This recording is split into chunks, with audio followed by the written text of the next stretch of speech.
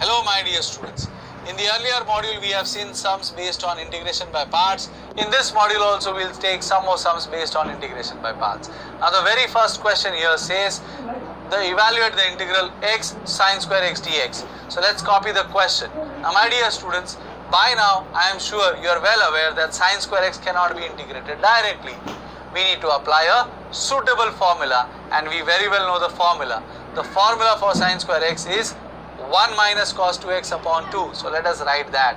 Now the next step to simplify further is multiplying the x inside the bracket and taking the half outside the integral.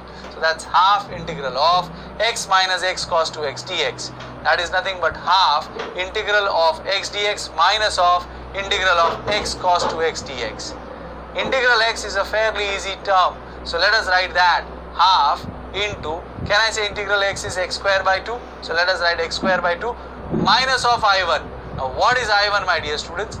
The integral x cos 2x we will evaluate separately, and that I am mentioning as a new integral I1. So let us proceed to find I1.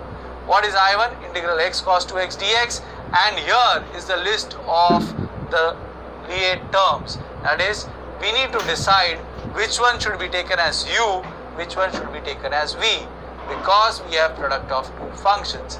Now the term x belongs to the algebraic category and the term cos 2x belongs to the trigonometric category. So obviously we will have to take x as u and cos 2x as v. After deciding about u and v, what we require is the rule, and the product rule is integral uv dx is equal to u integral v dx, which in this case will become x integral cos 2x dx minus integral of d by dx of x integral of cos 2x dx the whole dx. Is that okay my dear students? Now what I require is integral cos 2x. Integral cos 2x is nothing but sine 2x by 2. Please do not forget the 2. Minus will be there in between. D by dx of x is 1, integral of cos 2x is sine 2x upon 2 dx. So that is 1 by 2 x sine 2x minus of 1 by 2 integral sine 2x dx.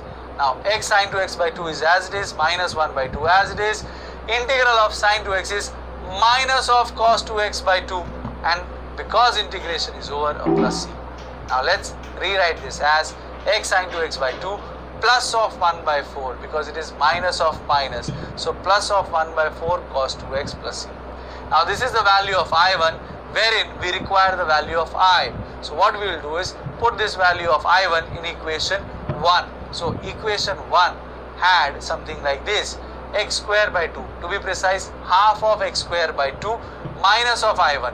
So minus of x sine 2x by 2 minus of cos 2x by 4, and obviously a plus c. This is our final answer.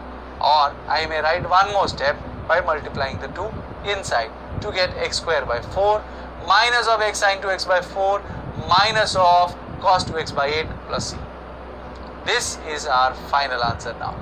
And let us take one more example. Now what I have here is a very simple note. For integral x cos ax dx, for integral x cos ax dx, I can generalize the answer as x sine of ax by a plus cos of ax by a square plus c. So any integral which is of the form x cos ax, this is the shortcut, and this you need to remember. We will apply in many sums. Is that okay my dear students? Now let us take one sum. It says, one sum for practice, it says integral of x cos square 2x dx. On the same lines you have to try this. Now the next question for us is integral of x into sine 2x into sine 5x dx. My dear students, I know you are terrorized. Let us copy the question. Now there are three terms. We do not have a UVW rule, but we very well know from 11th standard that sine 2x into sine 5x, that is the product of these two trigonometric functions, can be converted to a sum or a difference, and that we are going to do. But for that I require a 2 inside the integral, so I will multiply by 2 and divide by 2.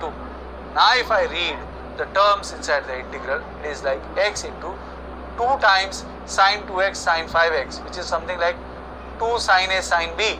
So let us see what is the next step. It is half integral of x. Now 2 sin a sin b is a formula with me, which is cos of a minus b minus of cos of a plus b. So in this case it will become cos of 3x minus of cos of 7x dx. Is that okay? So can I write this as half as it is? And now that x, if I multiply inside, what do I get? I'll get integral of x cos 3x dx minus of integral of x cos 7x dx.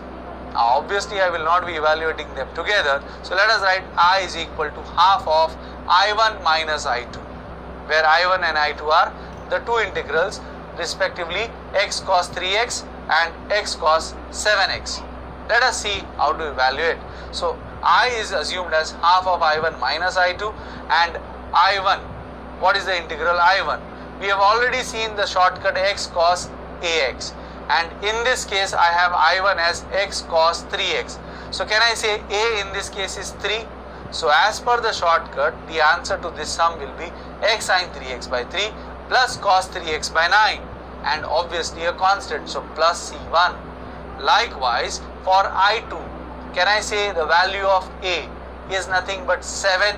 So if I apply the shortcut, I will get x sin 7x by 7 plus cos of 7x by 49 plus c2.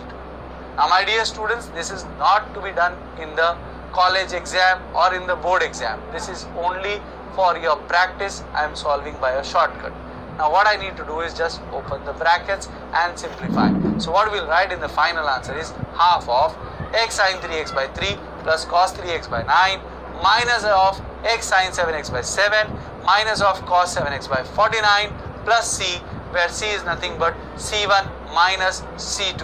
Now my dear students, this is how we are applying a shortcut. In the board, you have to write both the integrals by the standard UV rule method. Now you have to practice some sums based on this type, and these are the questions for your practice. My dear students, that's all I have in this module. Thank you very much.